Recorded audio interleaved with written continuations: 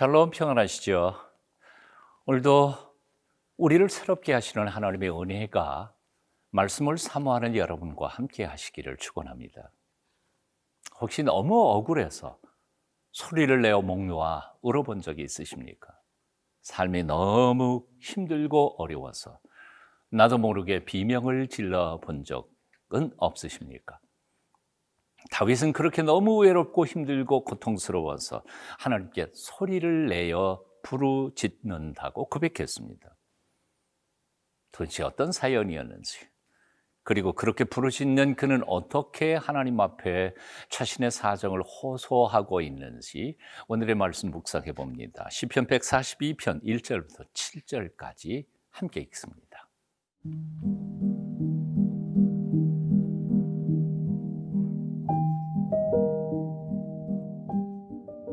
시편 142편 1절에서 7절 말씀입니다. 내가 소리내어 여호와께 부르짖으며 소리내어 여호와께 간구하는도다. 내가 내 원통함을 그의 앞에 토로하며 내 우환을 그의 앞에 진술하는도다. 내 영이 내 속에서 상할 때에도 주께서 내 길을 아셨나이다. 내가 가는 길에 그들이 나를 잡으려고 올무를 숨겼나이다. 오른쪽을 살펴보소서. 나를 아는 이도 없고 나의 피난처도 없고 내 영혼을 돌보는 이도 없나이다. 여호와여, 내가 주께 부르짖어 말하기를 주는 나의 피난처시요 살아있는 사람들의 땅에서 나의 분기디시라 하였나이다. 나의 부르짖음을 들으소서. 나는 심히 비천하니이다. 나를 핍박하는 자들에게서 나를 건지소서. 그들은 나보다 강하니이다. 내 영혼을 옥에서 이끌어내사 주의 이름을 감사하게 하소서. 주께서 나에게 갚아주시리니 의인들이 나를 두루리이다. 1절 제가 읽겠습니다. 내가 소리내어 여호와께 부르짖으며 소리내어 여호와께 간구하는도다. 한 절에서 소리내어라는 말을 두 번이나 반복하고 있습니다. 그만큼 다윗은 절박하게 하나님을 부르며 도우심을 구하고 있는 것입니다. 2절은 또 이렇게 이어갑니다. 내가 내 원통함을 그의 앞에 토로하며 내 우환을 그의 앞에 진술하는도다. 내 원통함 그리고 내 우환, 자신이 겪고 있는 이 문제가 얼마나 가슴을 치고 아프게 하고 있는지, 그 질환, 질병이라는 뜻 아니겠습니까? 우환, 고통스러운지를 다 쏟아내놓고 있었던 거죠. 그런데도 다윗의 이 기도하는 모습 속에서 한 가지 결코 흔들리지 않는 중요한 사실 하나가 있다는 것을 발견하게 됩니다. 그것은 다름 아니라 아무리 다급하고 힘들고 어려운 중에도 살아계신 여호와 하나님 앞을 그는 떠나지 않고 있다는 사실입니다. 그 자리를 지키고 있었다는 거죠. 그리고 하나님 이외에 다른 도움의 손길을 구하려고 하지 않고 있다는 거죠. 참 놀라운 일이라고 생각합니다. 많은 사람들은 어려운 일에 부딪히게 되면 자신이 할 수 있는 모든 방법을 다 추구해 봅니다. 이 방법 쓰다가 안 되면 다른 방법, 저 방법 하다가 보면 안 되면 또 다른 방법을 구하게 되죠. 이 사람에게 찾아가서 도움을 구했는데 도움이 안 되면 또 다른 사람을 찾는 거죠. 내가 하여튼 가능한 대로 내가 동원할 수 있는 모든 사람들을 찾아가서 이 문제를 풀어보려고 애를 쓰는 겁니다. 그런데 다윗은 그렇지 않았다는 겁니다. 오직 하나님 여호와 앞에만 엎드렸습니다. 오늘 본문 2절 말씀을 다시 읽어봅니다. 내가 내 원통함을 그의 앞에 토로하며 내 우환을 그의 앞에 진술하는도다.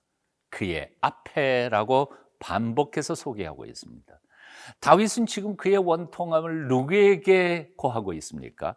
바로 그의 앞에 하나님께 고하고 있습니다. 다윗은 그의 우환을 누구에게 토로하고 있습니까? 그의 앞에, 하나님 앞에죠. 오직 다윗은 하나님 앞에서 하나님께만 자신의 고통과 아프고 괴로운 사정을 토로하고 내놓고 소리 지져 울부짖고 있었다는 것입니다. 사랑하는 여러분, 억울한 일 당했습니까? 너무 억울해서 소리를 내면서 통곡하는 때가 있었습니까? 그런데도 하나님이 침묵하고 계시는 것처럼 느낄 때가 있습니까? 하나님이 나를 외면하는 것처럼 느껴질 때는 없었습니까? 마치 그가 왼쪽에서 일하시나 내가 만날 수 없고 그가 오른쪽으로 돌이키시나 내가 배울 수 없구나 했던 욥기 23장 9절의 그 처절한 욥의 고백이 혹시 여러분의 고백은 아니셨습니까? 그런 때 혹시 하나님 말고 다른 도움의 손길을 구해본 적은 없으셨는지요? 하나님이 침묵하시니까 이제 사람들을 만날 수밖에 없겠다 그러고 사람을 찾아가 본 적은 없었던지요? 이제 우리가 누구인지를 다시 한번 확인해 봤으면 좋겠습니다. 우리는 하나님의 사람들입니다. 오직 하나님 앞에서만 엎드려 기도하며 묵상하고 있는 다윗을 다시 한번 깊이 생각해 보십시다. 그의 모습을 묵상해 보십시다. 그리고 하나님께 자신의 삶을 죽든지 살든지 맡겨놓고 하나님께만 나아가는 다윗의 그 충성과 그리고 그 믿음의 아름다운 모습을 닮아가도록 애써 보십시다. 하나님 살아계십니다. 다윗을 실망시키지 않으셨던 그 하나님이 우리도 실망시키지 않으실 것이라고 믿습니다. 저와 여러분에게 반드시 승리를 주실 것입니다. 그 앞을 떠나지 마십시다.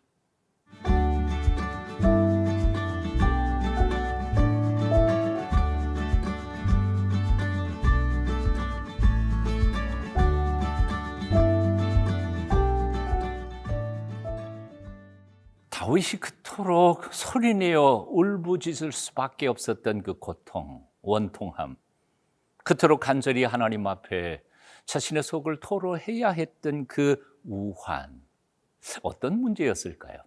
우리는 정확히 알 수 없습니다. 하지만 말씀을 이곳저곳 살펴보다가 보면 짐작은 할 수 있습니다. 오늘 시편의 표제어에 보면 이렇게 쓰여 있습니다. 다윗이 굴에 있을 때에 지은 마스길 곧 기도, 즉 굴에 있을 때에 라는 표현이 있습니다. 또 오늘 본문 7절 상반절에 보면 이런 말씀도 나옵니다. 내 영혼을 옥에서 이끌어내사, 감옥에서 이끌어내사 라고 표현합니다. 아시는 것처럼 이 본문은 다윗이 사울 왕에게 쫓겨서 포위망을 좁혀오는 것을 도망다니다가 보니까 어떤 굴이었는지 모르지만 짐승의 굴 속에 숨도 내쉬지 못한 채 죽이면서 그렇게 숨어서 죽음에 시시각각 다가오는 그 검은 그림자를 맛보던 시절에 쓴 시가 바로 이 시라는 거죠. 또는 감옥, 옥이라고 말한다면 자신의 의사로서는 도저히 그 감옥 속에서 나올 수 없이 강제로 자유를 강탈당한 그런 절망의 장소를 우리는 감옥이라고 말합니다. 다윗은 그런 절망적 상황에서 이렇게 적어놓고 있습니다. 4절, 오른쪽을 살펴보소서. 나를 아는 이도 없고 나의 피난처도 없고 내 영혼을 돌보는 이도 없나이다. 온전히 자기밖에는 없다는 거죠. 또 6절 이하입니다. 나의 부르짖음을 들으소서. 나는 심히 비천하나이다. 나를 핍박하는 자들에게서 나를 건지소서. 그들은 나보다 강하니이다. 여기 대조되는 모습이 있습니다. 다윗 자신을 비천하다고 고백하는 겁니다. 힘도 없고 연약합니다.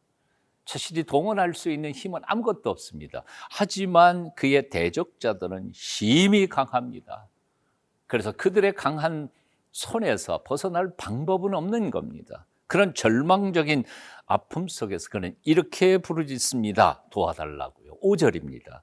여호와여, 내가 주께 부르짖어 말하기를 주는 나의 피난처시요 살아있는 사람들의 땅에서 나의 분깃이시라 하였나이다. 다윗이 붙잡고 있는 것은 딱 하나밖에 없습니다. 하나님 그분입니다. 하나님만이 나의 피난처시라고 생각하고 고백하고 선언하면서 그 감옥 속에서 혹은 굴 속에서 하나님만 우러러 앙망하며 기도하던 것이었습니다. 그에게 하나님께서 피난처가 되셨고 그의 인생을 인도하셨습니다. 사랑하는 여러분, 하나님이 우리의 피난처이신 것을 믿으십니까? 하나님만이 우리의 참된 구원자이심을 믿으십니까? 그렇다면 다윗과 같이 코너로 몰려서 굴 속에 숨도 못 쉬고 숨어 있는 상황이라 할지라도 강한 힘에 밀려서 어쩔 수 없이 자유를 잃어버린 채 옥속에 갇힌 신세라 할지라도 하나님을 우러러 바라볼 때 하나님께서 우리를 열어주실 줄로 믿습니다. 자유를 주실 줄로 믿습니다. 그 하나님만 바라보십시다. 다윗의 아름다운 믿음이 그리고 그의 기도가 여러분의 믿음과 기도가 되시기를 축원합니다.